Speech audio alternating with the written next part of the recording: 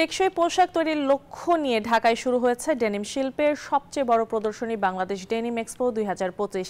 আন্তর্জাতিক convention city Bashundhara 2 দিনের এই আয়োজনে অংশ নিয়েছে 10 দেশের 45টি প্রতিষ্ঠান।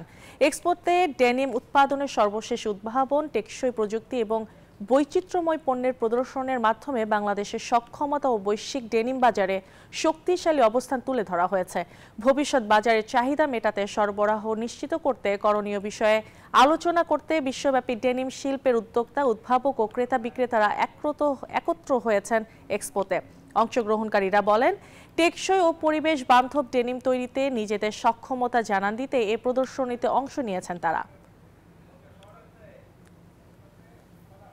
আমাদের একটা ইনোভেটিভ যেটা হচ্ছে যে আমরা চাচ্ছি যে একটা মার্চেন্ডাইজার বা সোর্সিংয়ে যিনি আছেন উনি যখন অর্ডারটা প্লেস করেন যাতে উনি একটা স্টপ থেকে এই সবগুলো সলিউশন পান। অন্যান্য যেগুলো কোম্পানি আছে তারা কেউ লেবেল করে, কেউ মেটাল বাটন করে, কেউ প্লাস্টিক বাটন করে, কেউ ন্যারো ফ্যাব্রিক্স করে, বাট আমরা একটা কম্বিনেশন দিচ্ছি। We have to create a new demand for sustainable clothes that the consumer can be proud of dressing more ecological clothes. That's the point that then the market will react.